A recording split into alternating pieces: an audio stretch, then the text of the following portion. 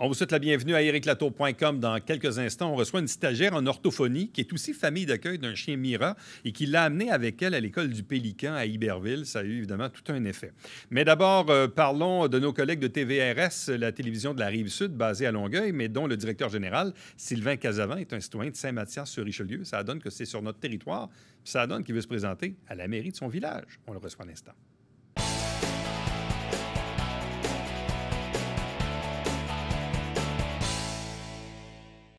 Parlons télévision, mais parlons aussi municipal, si on veut, parce qu'il y aura des élections l'automne prochain.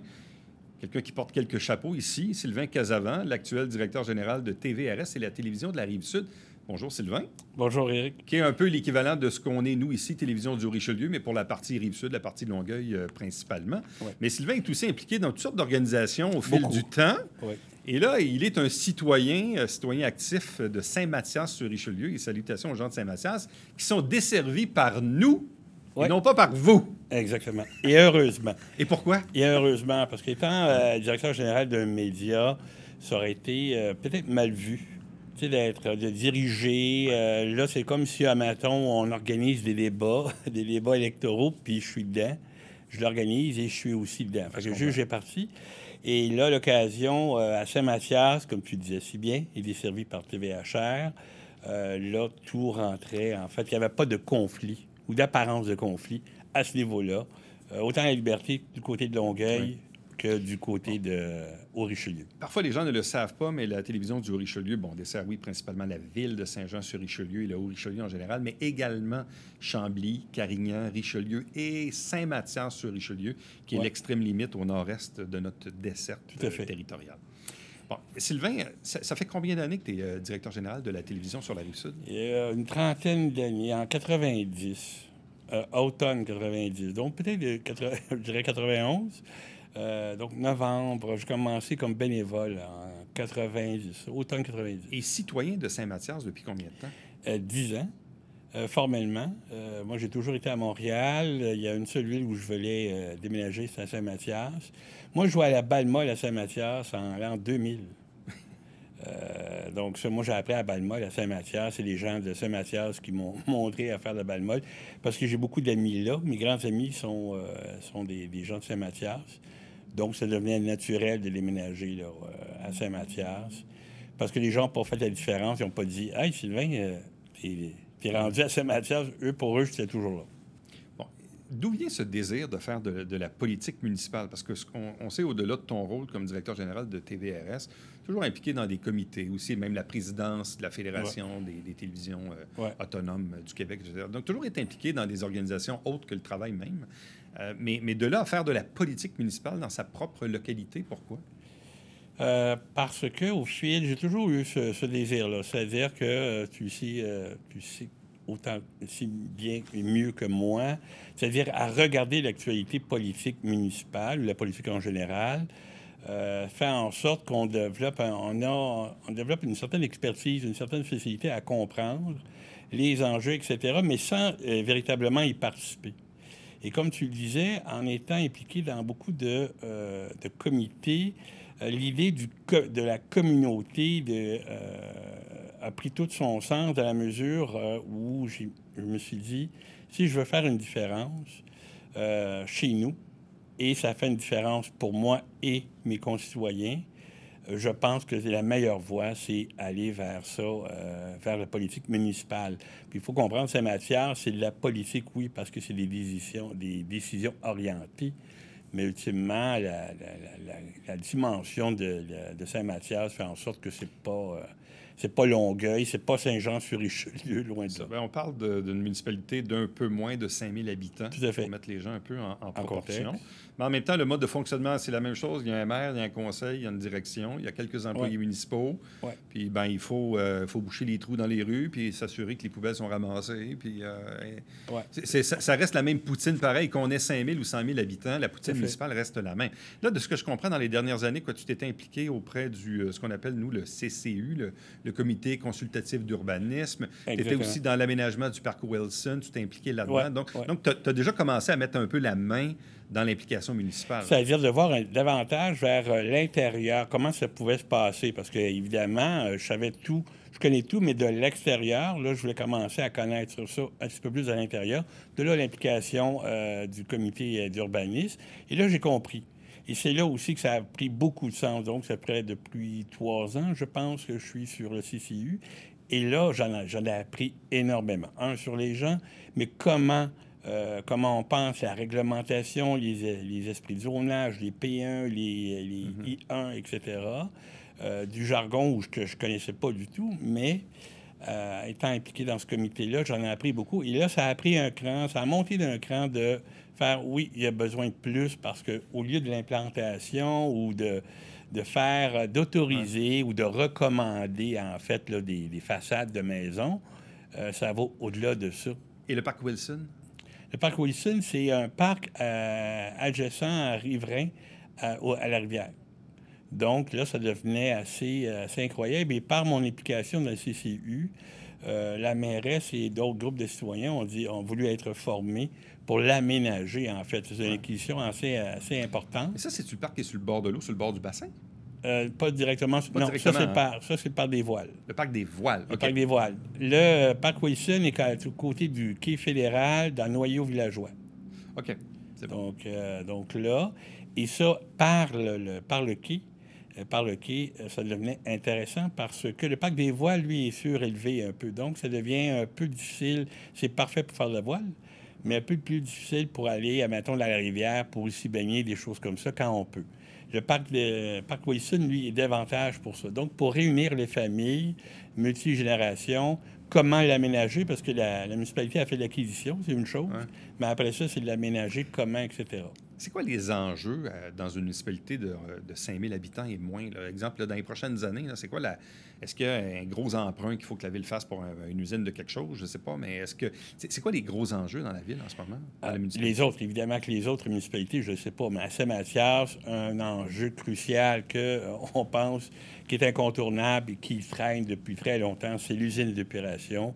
Elle fonctionne très bien, mais elle est adjacente, en fait, à un parc, le parc Roger-Bellil, où là, il y a du soccer, il y a de la balle molle, ce qui fait en sorte que les odeurs, en plus, c'est une usine d'épuration à ciel ouvert. Ce qui fait en sorte là, que lorsqu'elle est remplie à pleine capacité, il y a des odeurs qui se promènent, ce qui fait en sorte, depuis une dizaine d'années minimum, je jouais à balle molle à ce parc-là. Au moment où on se parle, il n'y a plus rien. Évidemment, avec la pandémie, ça fait en sorte qu'il n'y a pas eu grand-chose, mais ça a commencé bien avant où personne ne voulait aller dans ce parc-là dû à ces odeurs-là.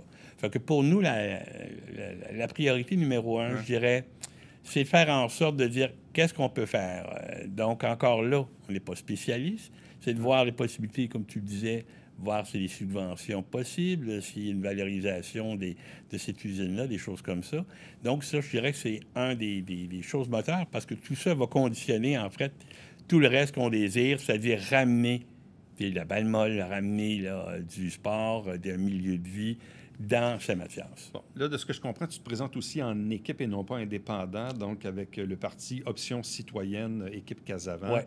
Donc, avec 3 candidats femmes, 3 candidates et 3 candidats, donc 50-50, autrement dit. Donc, est-ce que ces 6 personnes-là sont déjà choisies et tout? Tout à fait. Oui. OK, donc vous êtes déjà on a déjà une page, là. Okay. Tout à fait, exactement. Est-ce qu'il y a des sortants là-dedans? Aucun. OK. C'est vraiment... Oui, une nouvelle équipe. Totalement Pourquoi? une nouvelle équipe. Parce que c'est quoi la dynamique? Parce que pour le peu qu'on en entend là, de Saint-Mathias, bon, il y a une mairesse.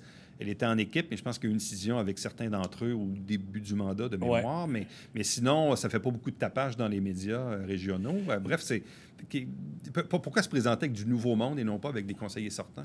Parce qu'il n'y a pas beaucoup de retours. Beaucoup de conseillers actuels, à ma connaissance, quittent, ne reviennent pas. Ou restent vagues sur leur... La mairesse aussi? Encore là, c'est pas certain. Oui, non, je ne peux pas parler malheureusement pour elle ou pour eux. Les conseillers. Il y en a un formellement qui a dit qu'il ne se représentait pas.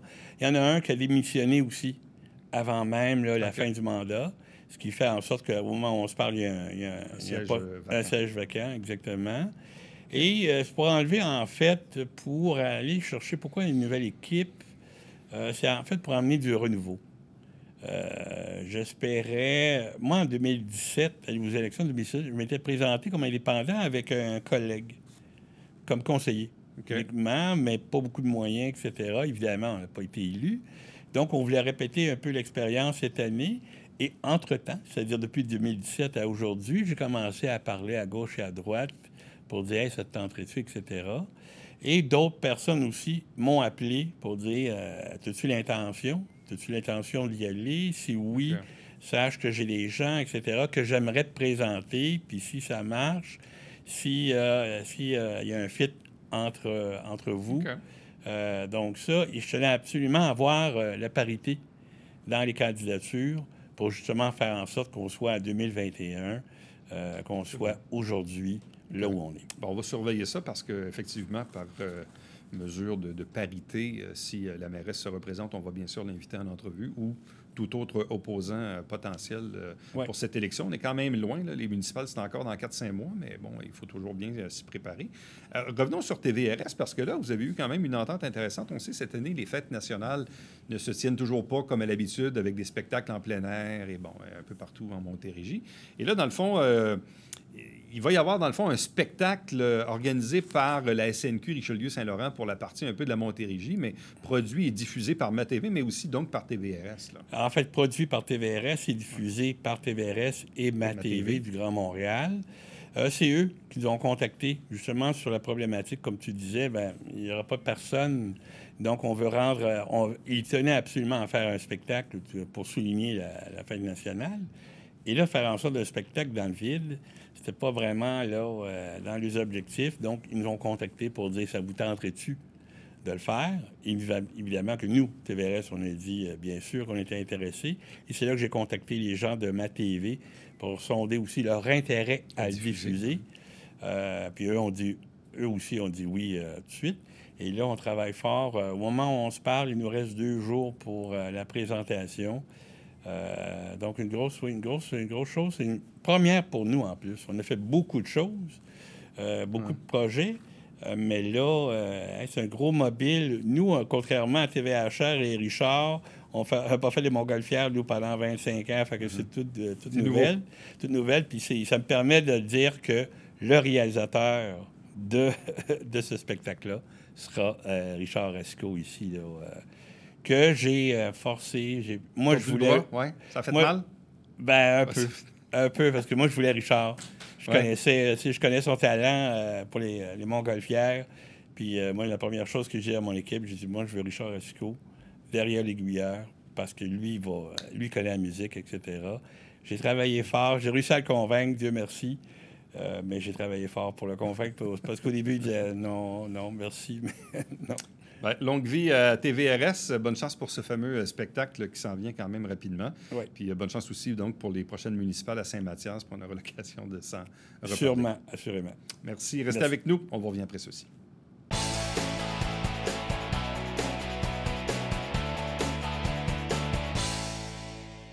Salut, ici Alexandre Baudouin. Et François Trépanier. François, cette semaine pour la dernière de Sport Express. Notre quintuple médaillé paralympique, Aurélie Rivard, pour un show complet, Alex. Aimes-tu mon hommage à Christian Boudrian? Oui, j'adore. Et on se revoit en septembre. Bon été.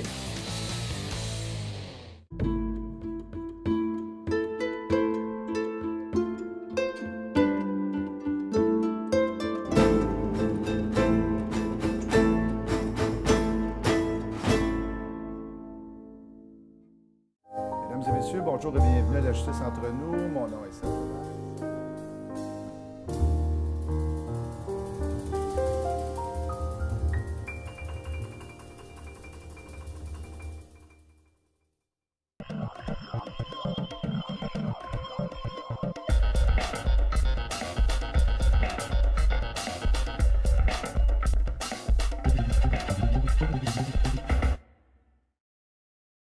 Mesdames et messieurs, bon matin et bienvenue à votre télébingo sur les ondes de télévision du Haut-Richelieu. Vous aimeriez jouer au bingo dans le confort de votre foyer? C'est possible. Tous les dimanches matins, 9h30, à la télévision du Haut-Richelieu, maintenant en haute définition au 609. Pour vous procurer les livrets du télébingo, c'est facile. Consultez la liste de nos 30 dépositaires au www.tvhr9.com.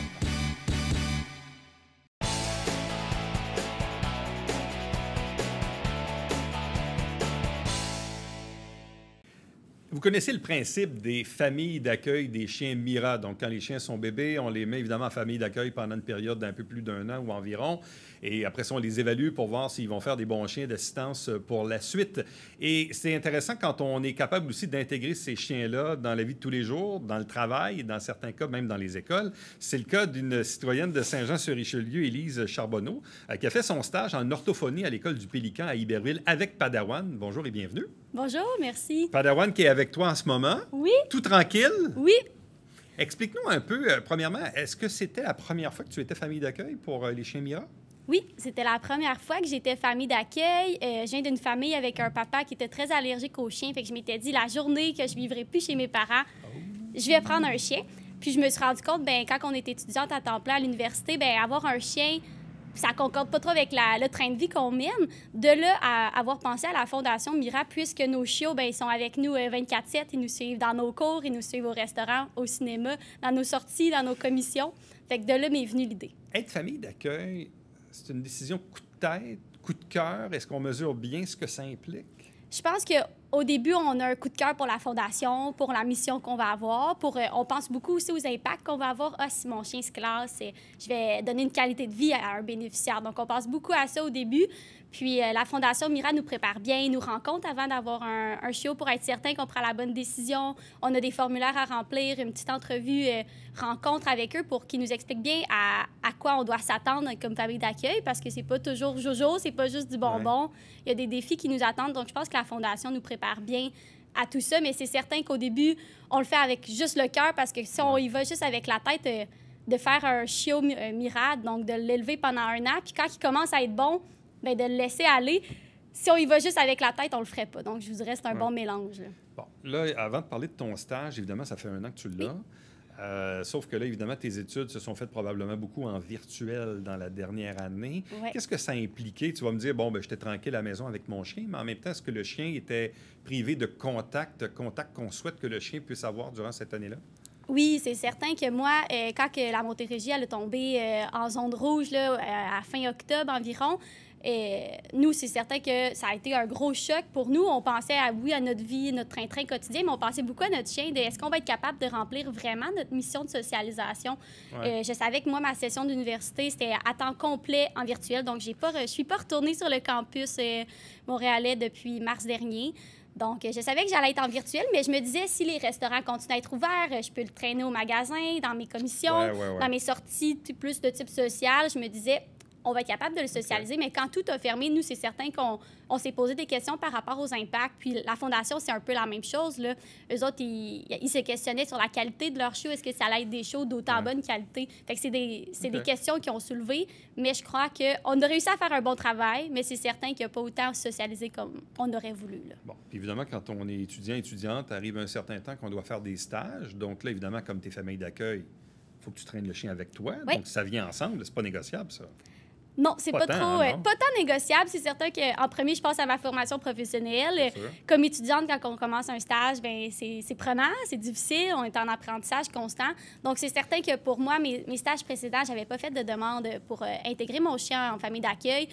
Mon conjoint, qui est étudiant à temps plein, lui aussi, pouvait le garder de la maison. Okay. Donc, c'était un bon compromis. Tu avais un plan B, mais à quel moment tu avais l'opportunité de, faire ton stage ici dans la région, donc à l'école du Pélican, à Iberville, et de pouvoir amener Padawan? En fait, ma superviseure, donc Mme Chantal Lanoux, là, que je salue d'ailleurs, quand je lui ai parlé de mon chien Mira, je lui avais parlé brièvement de la mission, puis voir s'il y avait peut-être une possibilité de l'intégrer, quitte à ce que ce soit une journée spéciale ou une journée de sensibilisation.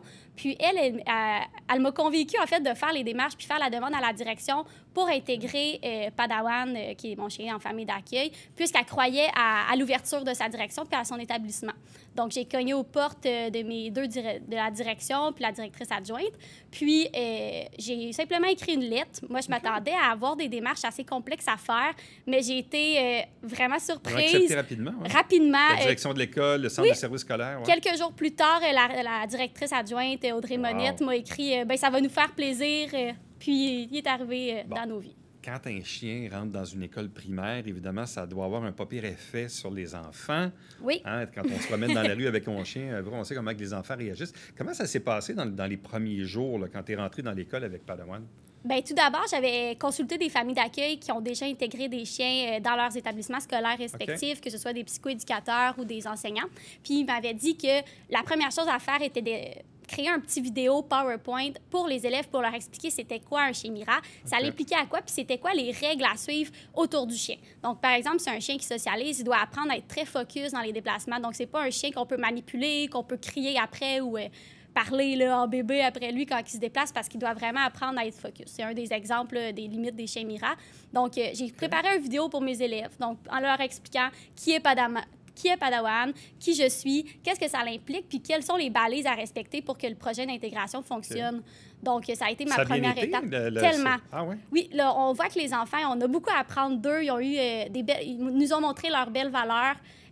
On entendait souvent dans les corridors, « Ah, c'est Padawan, mais lui, il faut pas le toucher, il travaille. » Donc, on voyait qu'ils avaient bien compris le vidéo. Puis les élèves, c'est certain qu'avec la pandémie, ils ont été dans un état de hyper-adaptation. Donc, ça leur a fait vraiment du bien. Est-ce qu'il a été en relation avec tous les élèves de l'école de tous les niveaux ou des niveaux particuliers? Non, moi, en orthophonie, je suis principalement les élèves du préscolaire puis du premier cycle. OK, donc très jeune quand même. Oui, là. plutôt jeune. Puis Padawan était moi, j'appelle ça un contact direct avec les élèves que je suivais. Donc, j'avais les autorisations parentales là, pour que mon chien soit vraiment en contact avec les élèves. Donc, ces élèves-là pouvaient le manipuler. Les autres niveaux, c'était plus indirect. Ils le croisaient dans l'école. Des fois, j'allais faire des coucous dans les classes, mais c'était plutôt des contacts indirects pour le reste. Qu'est-ce que ça a donné?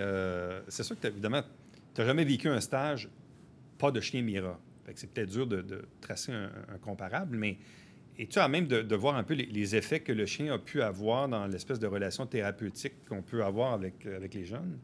Oui, vraiment. Moi, je me rappelle, un de mes premiers stages en orthophonie était en milieu scolaire. T'en avais déjà fait un? Oui, dans un autre centre de service scolaire. Pas de chien? Pas de chien. Okay. C'était un de mes premiers stages, donc c'est certain qu'on est plus apprentis, on maîtrise moins notre domaine. Okay. Mais je me rendais compte que quand on arrive comme stagiaire, bien, pour les enfants, c'est un peu impressionnant. Ils te connaissent pas trop, puis ils savent que tu es là de passage. Donc, la création de la relation d'aide est un peu particulière parce que tu dois créer une relation pour avoir une bonne alliance thérapeutique. Mais en même temps, l'élève, il sait que dans quelques semaines, tu n'es plus là. Donc, parfois, je trouvais ça difficile de créer des liens significatifs avec mes élèves, mais le chien a fait tellement un beau passage pour les élèves. Ils étaient motivés de venir travailler parce que c'est pas toujours évident de ce qu'on leur demande là, en thérapie orthophonique, mais ils étaient motivés de venir, puis on a eu une belle alliance thérapeutique. Plus motivés? Plus rapidement. Plus motivés, plus ouverts? Tout ça, un mélange des deux, plus motivés, plus ouverts, puis conscients de ce qu'ils faisaient. Il était content de venir en orthophonie. Il comprenait que pour avoir du temps de qualité avec Padawan à la fin, donc Padawan, il est très docile, il aime ça se mettre sur le dos, montrer sa bédaine. Donc, pour avoir du temps de qualité avec Padawan, bien, il faut travailler fort. Donc, ça se mérite, ce temps-là. Ça se mérite, OK. Exactement. Donc, moi, je pouvais travailler avec lui autant comme ça, en motivation, mais parfois avec certains élèves avec des cas un peu plus complexes, mais mon chien était carrément un outil de travail. Bon, du côté du travail, justement, l'orthophonie, là, chez des jeunes là, préscolaires, c'est au début, premier cycle, une orthophoniste, dans le fond, est appelée à faire quoi? Puis à être confronté à quel type de problématiques chez des jeunes là, de, je ne sais pas moi, de 4 ans à 8 ans, mais à peu près? Oui, à peu près. Nous, en contexte scolaire, on travaille avec les élèves dont les capacités langagières mettent en jeu la réussite éducative. Donc, ça peut être des difficultés de langage au niveau de la structure de phrase, des sons qu'on ne dit pas bien, des choses qu'on comprend moins bien, des concepts, des consignes, des histoires. Donc, nous, on travaille à ce que les élèves aient suffisamment de capacités langagières pour venir supporter leurs apprentissages pour la suite du parcours. Donc, on a des élèves que c'est des difficultés langagières plus persistantes, autant qu'on a des élèves qui peuvent avoir un TDL, qu'on appelle un trouble développemental du langage, où là, les atteintes sont un peu plus complexes et persistants. On a des élèves parfois qui sont sur le spectre de l'autisme, mais qui sont intégrés réguliers aussi. Donc, c'est ce genre de clientèle-là qu'on a. Et là, toi, est-ce que c'est ça que tu veux faire de l'orthophonie en milieu scolaire, ou tu veux opter aussi pour d'autres possibilités? J'aime bien dire, c'est ma superviseure qui m'a dit ça récemment, je suis un esprit libre. Je crois à l'orthophonie tout simplement, que ce soit avec les personnes âgées, que ce soit en post-AVC, que ce soit avec les enfants en déficience auditive. Il y a plein de domaines que je suis prête à découvrir encore. Là, est-ce que tu as complété tes études? Je vais compléter. Je suis orthophoniste officiellement là, début septembre à peu près. Et là, tu vas faire quoi cet automne? La suite va nous le dire. J'ai OK. pas encore T'es rendu rien à cette décidé. étape-là, Oui, là. c'est ça. Bon. C'est pas évident. Et là, à quel moment tu dois malheureusement retourner Padawan? En fait, on a deux situations. Padawan a déjà fait ses évaluations. Donc, les entraîneurs chez Mira sont en train de visionner les vidéos d'évaluation puis d'analyser le tout. Début juillet, mi-juillet, on s'attend à voir les résultats. Donc, il y a deux possibilités. Une possibilité qui ne se classe pas, malheureusement, qui se classe chien de famille, qu'on dit, donc qui ne travaillera pas, ou il peut se classer là, dans les différents programmes de Mira. S'il se classe, les prochaines cohortes, si on veut, de chiens, vont être entraînés à partir de début septembre, fin août, alors que si mon chien se classe comme chien de famille, malheureusement, moi, j'ai pris la décision de ne pas le garder, de le remettre à une autre famille. OK. Je trouve que mon train-train quotidien, il correspond peut-être moins avec la Donc, vie peu de chien de importe ce qui famille. lui arrive, toi, tu ne le garderas pas. Non. S'il devient chien de famille ou s'il se classe, évidemment, bien là, évidemment, il va quitter. Tout Exactement. simplement. Nous, on souhaite du plus profond de nous-mêmes qui se classe pour le récupérer à sa retraite. La Fondation Mira, souvent, quand les chiens ont terminé leur travail, on peut les reprendre à la retraite. Donc, Là, ça serait tu as notre fait plan. l'expérience, mais est-ce que tu voudrais refaire ça? Ou... Absolument.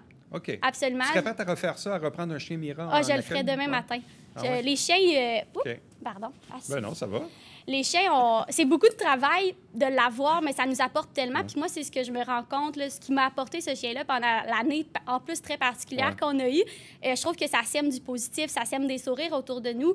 On fait beaucoup de sensibilisation quand on est famille d'accueil. Donc moi, j'ai adoré l'expérience. Je le referai là, dès demain si mon milieu de travail futur me le permet, c'est certain. Bravo, évidemment, pour la diplomation. Merci. Bravo à Padawan pour son implication auprès Oui. des jeunes de l'école du Pélican à Iberville, une présence remarquée. Oui. Bon été à vous, puis évidemment, on lui souhaite aussi bonne chance Oui, dans merci. sa vie future. Oui, vraiment. Merci. Merci. Reste avec nous. Au retour, le mot de la fin.